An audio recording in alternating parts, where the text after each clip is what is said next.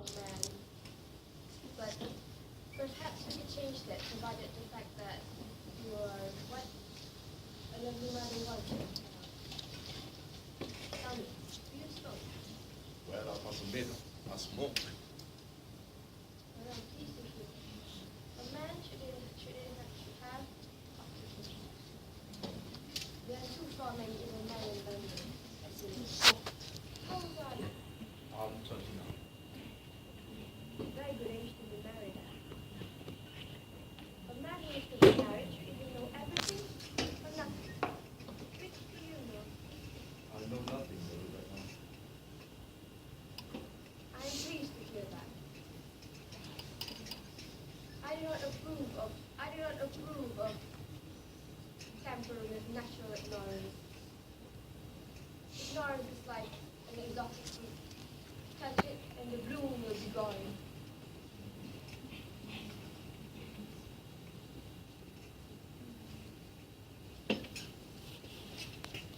What is your income, Mr. Watson? Between 7 and 10,000 a year. Land or an investment? Investment, That is satisfactory. When land has ceased to be of profit or of pleasure. That's all I can say about land. I have a country house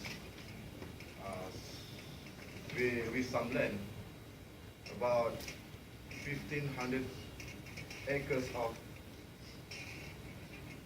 I believe. A country house? How many bedrooms? Well, we can get to that later.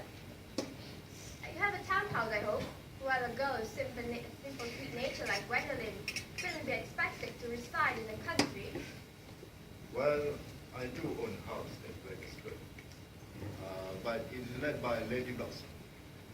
Lady Bloxham? I don't know her. She is a lady that considerably out. Ah, nowadays there's no guarantee of respectability of character.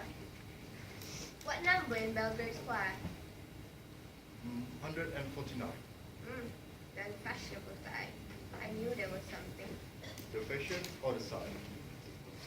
Both, I presume. What are your politics? I couldn't say anything, but I don't do politics. Tell you right now. Well, now to minor matters. Are your parents living? I have lost both my parents. Both. Well, to lose one may be counted as misfortune, but both, that's just carelessness. Well, who is your father? He is a man of respectable wealth, I presume, Mr. Worthing. I am afraid I really don't know who my parent is. In fact, I think I was found. Found? Yes, Lady Randall, I was found in a handbag.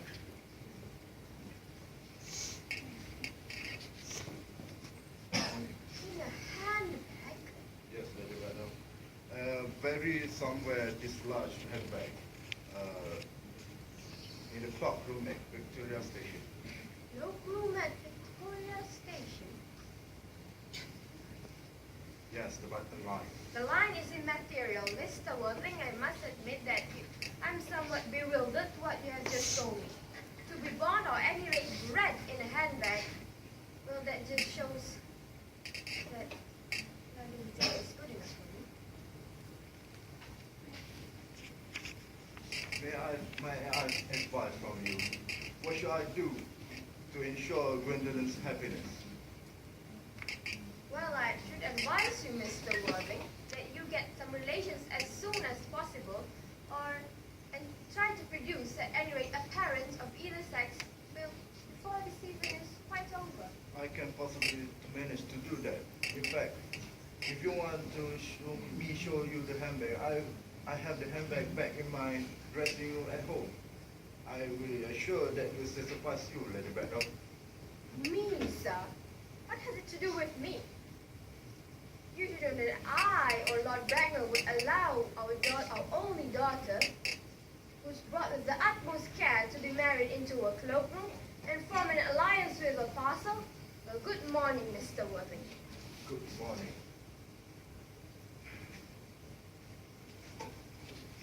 For God's sake, Algie, do not play that ghastly tune. Did you mean to tell me that Gwendolyn refused you over? Oh, Gwendolyn is like me as far as as far as she knows we are engaged. But her mother is unbearable. She's like a gorgon, you know. I don't know how Gorgon was like, but she's a monster. I'm sorry, Algie. I didn't mean to talk about your aunt in front of you. My dear boy, I love hearing my relation get abused. It is the only things that make me put up with them. Relations are only the tiny speck of people who haven't got rudimentary knowledge about how to live, not the smallest instinct about when to die. That is nonsense, Algie. It isn't. Now, I would rather to talk about this. You always want to argue about things.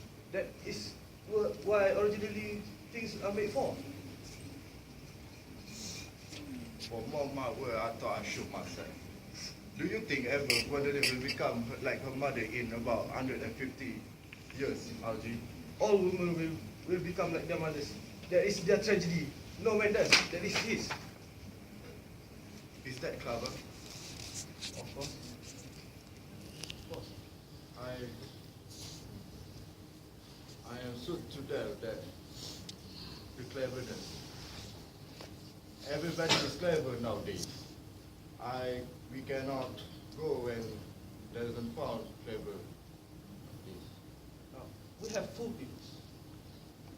What fool people? I would like to meet them. Why you want to meet them? I would rather want to know what they talk about. What are they talking about, Algie? The fools. Yes. Oh, about clever people, of course. What fools? By the way, did you already tell Gwendolyn the truth about your being earnest in town and yet in the country? There's no such thing as telling a beautiful woman that isn't quite that sort of things. Then, what about your brother, your poor Ernest? By the end of this week, I shall get rid of him. I shall tell them that he died in apoplexy. People do die in apoplexy, don't they, Algie? It is hereditary. It runs its families. Why don't you just say he died in just a severe chill? Does severe chill isn't hereditary or any other kind of that? Of course. Very well then, I will tell them that Algie Ernest is being brought to Paris with a severe chill. That will kill him. But don't you say earlier that Miss Cadieu is too much interested in your brother Ernest? Once she feels his loss was a good deal. Oh, Cecily. Cecily is not a romantic city girl. She is not learned her lesson yet. I rather like to see Sissy. I will make sure you wouldn't see her. She is Cecily very pretty and she only just 18. Then, do you tell the truth to Gwendolyn about your pretty Cecily? What, who only just 18? No way, Algie. If I told her, I can assure you, if Cecily meets Gwendolyn, they will be good friends, good sisters. But before they do that, they will call another thing first. My dear boy, that if we want to get a good table at the Willis, we must go and dress. It's nearly 7. Oh, I hate it's nearly 7. Well, I'm hungry. Well, I want word. What we will do after dinner? Go to a theater? No, I love listening. Then how about we go to the club? Oh, I know, I hate talking. Then we trot around the empire at 10. No, I don't like seeing things. It's so silly. Then what should we do? Nothing. Nothing? It's very hard work to do nothing, but I love hard work. Miss Fairfax. upon my word the other day. Okay, kindly turn your back. I have something to say to Mr. Worthing. I'm afraid I can't allow this to happen. Okay, please. My dear Gwendolyn, Ernest, we may never be married. For Mama's face, I'm afraid we never shall. Although she prevented us from becoming man and wife, there is nothing she can do to alter my devotion to you. oh sweet Gwendolyn, Your address down at the Albany I have. hush your quiet, What's your address in the country? the hush your quiet. There's a good postal service, I suppose. I will communicate with you then. Very well then, Gwendolyn. Okay. You may turn around now. Thanks, but I've turned around already. You may also ring the bell.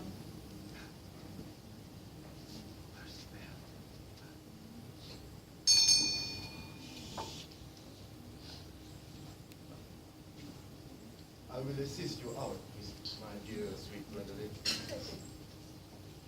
I will assist you, Gwendolyn.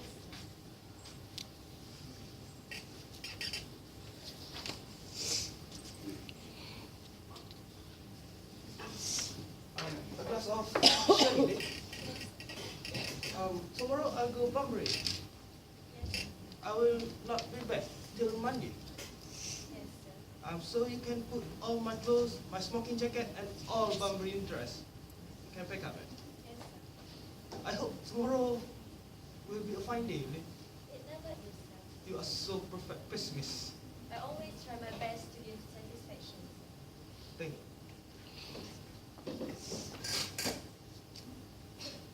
There is a civil intellectual world that I love than I ever can. What are you amused at, Archie? I just feeling anxious about poor Bunbury. Oh, do you mean you must take care for that Bunbury? Then he will scrape you. I love scraps. It never gets serious. Oh, that is nonsense, Archie. You never do care about scrape. Nobody ever does.